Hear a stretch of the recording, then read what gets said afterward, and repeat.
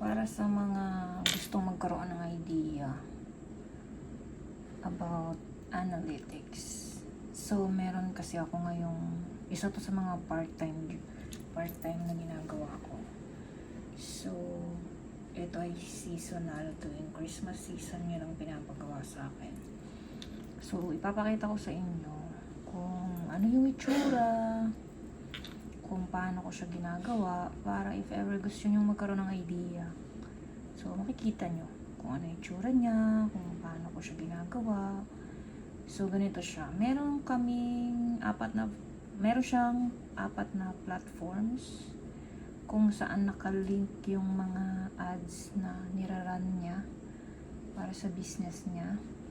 Tapos, may analytics yan na ang trabaho ko ay ilipat lahat ng data or reports na gusto niyang makita sa isang file lang. So, ito yon, papakita ko sa inyo yung file na pinaglilipatan ko ng details. So, ayan siya, ganyan siya. Ganyan ang itsura niya. Tapos, syempre may mga computations, tapos may dashboard, may KPIs, ganyan. So, may mga computations yan kasi yan yung mga reports na kailangan niya. Tapos, may monthly. So, ito yung sample. So, ito yung sample na ginawa ko last year.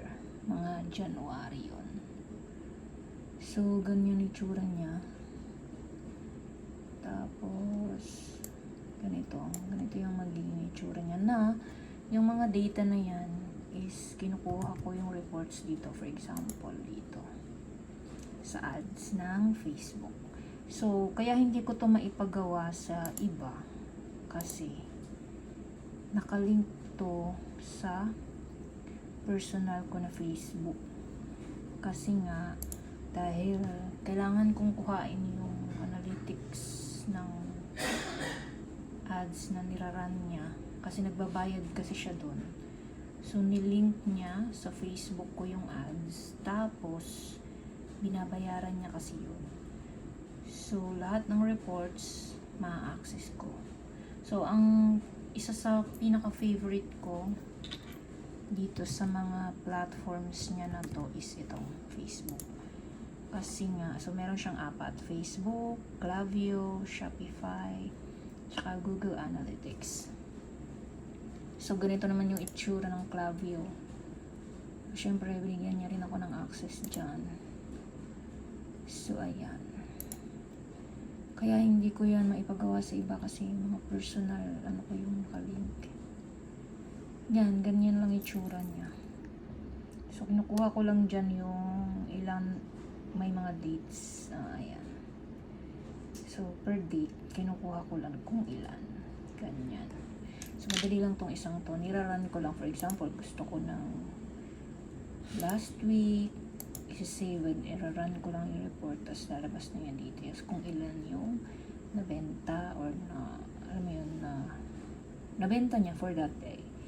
Tapos, pwede naman na kahapon or buong 30 days. Ganyan. So, madali lang yung Klaviyo. Napakasimple. Tapos, itong isa naman, Shopify.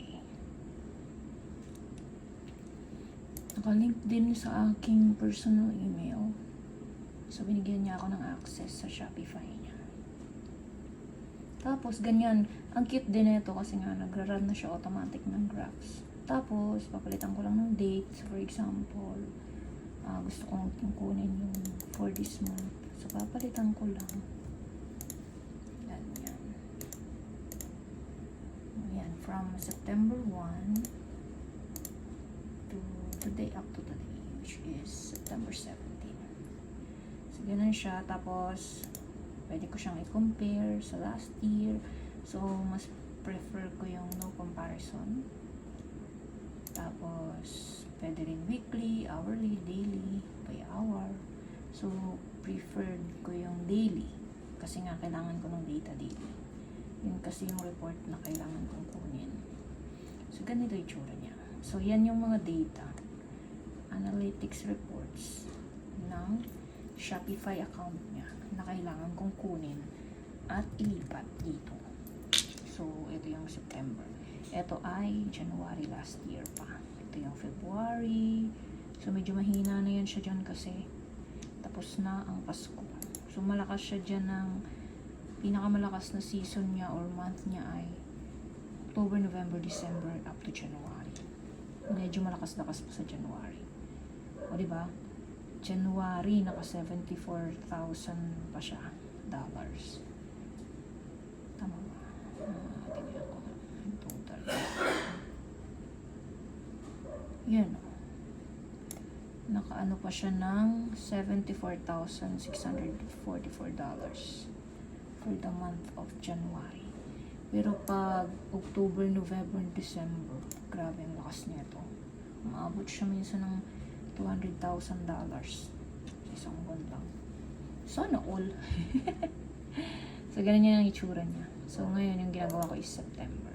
So, ipapakita ko sa inyo. So, pinag-start niya ako September 11. So, nalagyan ko na ng data yung September 11 to September 15. So, may isa pa, yung analytics. Ganito na may itsura ng Google Analytics. So, reports lang din yung kinukuha ko dito. So, automatic na siya kasi yung may link na ako na automatic papunta sa landing page ng report na kailangan ko. So, ayan, kinukuha ko lang dito to. Kung ilan, 12, tsaka check out. Actually, pinaka-favorite ko dito ay itong Facebook analytics ng Facebook. Kasi, ang dali lang niyang gamitin. So, for example kasi, tignan nyo, kailangan ko for example yung data ng September 15 kasi kailangan kong i-double check kung hindi ba nagbago. Papalitan ko lang yung date. Yan. Yan. I-update ko lang yung date. Yan. So, lalabas na yung reports for that day. Tapos, ito kasi marami kang, kaya favorite ko to. Kasi nga, pwede mong iset kung ano yung mga data na gusto mong kunin. So, for example, ito, actually, masyadong madami naka-check. Pero actually, ang kailangan ko talaga at gusto ng boss ko na kunin ko is 3 lang.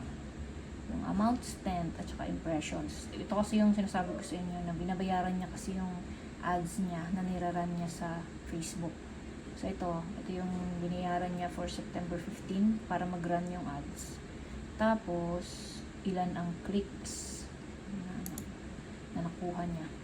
So, yan, naka 129 clicks. Tapos, 3,387 yung total na impressions. So, actually, ito yung maganda dito sa Facebook Ads Analytics. Lahat ng data o reports na gusto mong kunin, nandito lang.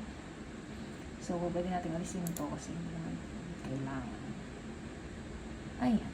So, pwede kang mag-click-click lang kung ano yung data na kailangan o kailangan ng boss mo. Ganun lang siya kasimple. For example, gusto mong makuha yung total reach, tapos cost per 1,000 impressions, tapos gross impressions, click-click lang. Cost per 1,000 accounts, ganyan. Ad delivery, yung mga ganon. Page engagement for that day, tapos cost, yung mga ganon. So, marami kang pwedeng, cost per page engagement. So, pwede natin siyang ilagay.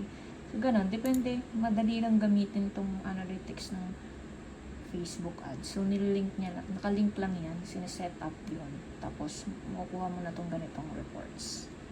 Yan. So, dahil nga 3 lang yung kailangan ko. So, for September 15, kailangan ko lang muna i-double check. 156.92, 3387, total clicks is 129. Ganun lang siya.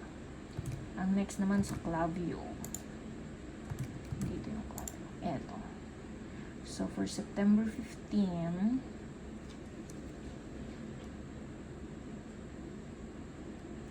okay. Tapos sa Analytics, September 15. So, ayun. Checkouts to. So, ang gusto niya ay add to carts, tsaka checkouts. 5, tsaka 6. Okay. Tapos, sa Shopify na tayo. So, itong mga to, na-update ko na tong data na to. So, ito, sa 15 tayo. Double check ko lang. Usog natin kasi. Malito tayo. So, 4, tapos, 1375. Tama ba? Negative 45.50. 0. Tapos, 1329.5. 52.56. Tapos, i-double check mo lang kung tama. 1382.06. Tapos, dito, may kailangan din i-click kasi kailangan niya din kuhain yung cost. At hindi siya nag-automatic, kaya kailangan ko siyang i-click. Ganun lang din siya. May kiniklik lang para makuha mo yung reports. Yung data ng reports na kailangan. So, nandito na yung cost. So, double check natin for September 15, 259.40. So, tama naman. So, punta na tayo sa September 16. Ganyan lang. Na-update lang yung date. Sana all may date. Sana all may date.